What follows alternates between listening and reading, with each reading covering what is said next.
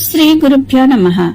యుధిష్ఠిరుడు దేవదేవేశ్వర, బ్రాహ్మణ క్షత్రియ వైశ్యులు ఏ రీతిగా హోమం చేయాలి, అగ్ని ఎన్ని రకాలు, దాని వేర్వేరు రూపాలు ఏమిటి, ఏ అగ్ని ఎక్కడ ఉంటుంది, అగ్నిహోత్రం చేసే మనిషి అగ్నిలో హోమం చేసి ఏ లోకాన్ని పొందుతాడు, పూర్వం అగ్నిహోత్రానికి నిమిత్తం ఏది, దేవతల కోసం ఏ రీతిగా హవనం చేయబడుతుంది, వారు ఎలా తృప్తులవుతారు, అగ్నిహోత్రికి ఏ గతి కలుగుతుంది, త్రేతాగ్నుల స్వరూపం తెలియకుండా వాటిలో అవధిపూర్వకంగా హవనం చేసినట్లయితే లేదా ఉపాసనలో లోపం జరిగితే ఆ త్రివిధాగ్నులు అగ్నిహోత్రికి ఏ హాని కలిగిస్తాయి, అగ్నిని పరిత్యజించిన పాపాత్ముడు ఏ యోనిలో జన్మిస్తాడు, ఈ విషయాలన్నీ నాకు సంక్షిప్తంగా చెప్పండి.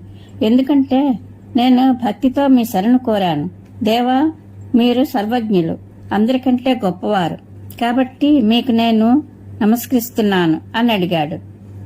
శ్రీకృష్ణ భగవానుడు చెప్పాడు, రాజా, మహాపుణ్యదాయకమైన పరమధర్మ స్వరూపమైన ఈ అమృత వర్ణనను విను.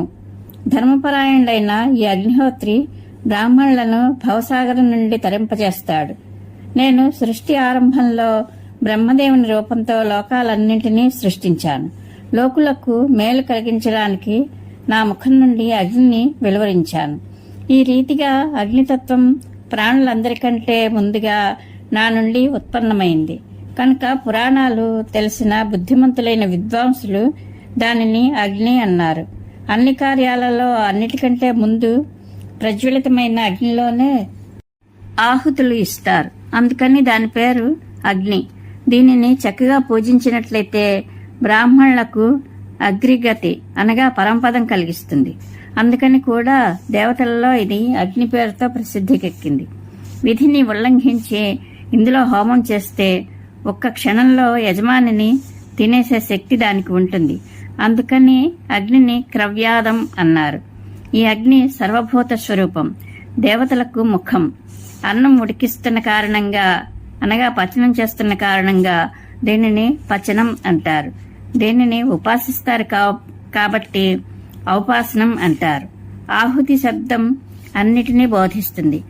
ఆ సర్వస్వరూపమైన ఆహుతిలోని అగ్ని యొక్క ఆవసథం అనగా నివాసము కాబట్టి బ్రహ్మవాదులు దానిని ఆవసత్యము అంటారు. ధర్మానుసారంగా పంచమహాయజ్ఞాలు చేసిన బ్రాహ్మణుడు చంద్రమండలాన్ని భేదించుకొని ఊర్ధ్వగతిని పొందుతాడు.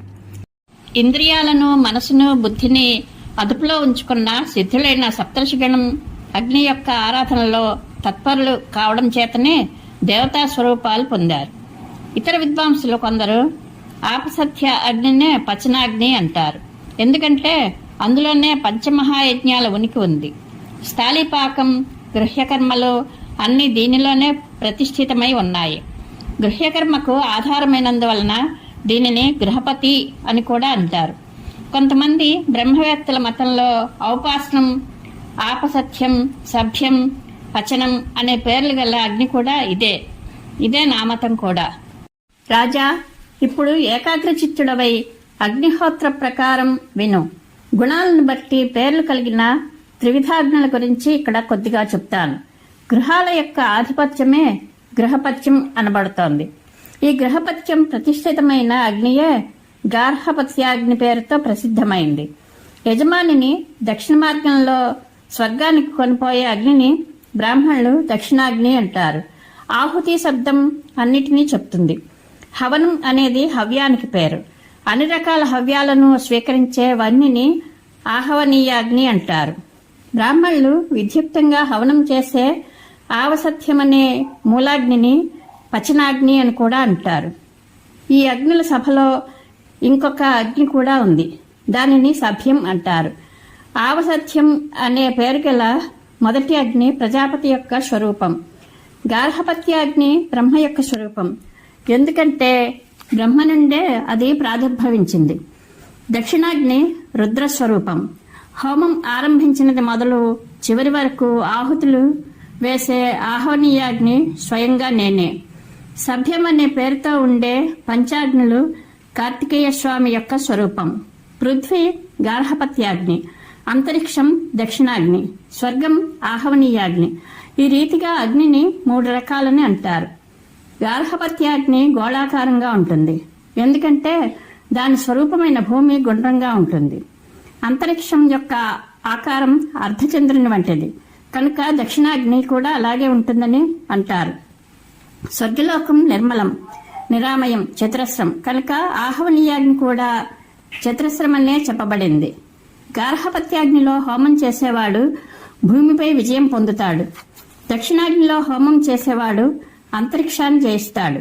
కానీ భక్తియుక్త చిత్తంతో ప్రతిదినం ఆహవనీయాగ్నిలో హోమం చేసేవాడు పృథ్వీపైన, అంతరిక్షం పైన, ఋషులతో పాటు స్వర్గలోకం మీద కూడా అధికారాన్ని పొందుతాడు.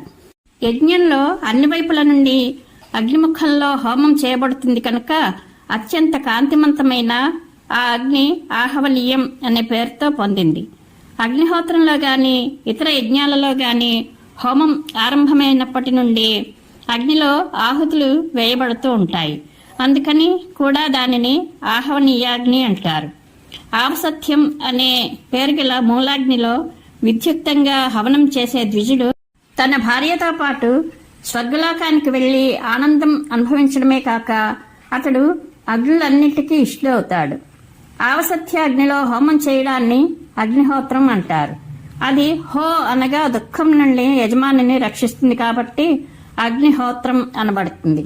ఆత్మవేత్తలైన విద్వాంసులు ఆధ్యాత్మిక, ఆది భౌతిక, ఆది దైవకాలని 3 రకాల దుఃఖాలను చెప్పారు. విద్యుక్తంగా హోమం చేస్తే అగ్ని ఈ 3 రకాల దుఃఖాల నుండి యజమానిని రక్షిస్తుంది. కాబట్టి ఆ కర్మకు వేదంలో అగ్నిహోత్రం అని పేరు పెట్టబడింది. విశ్వవిధాత అయిన బ్రహ్మదేవుడే అందరికంటే ముందు అగ్నిహోత్రాన్ని ప్రకటించాడు.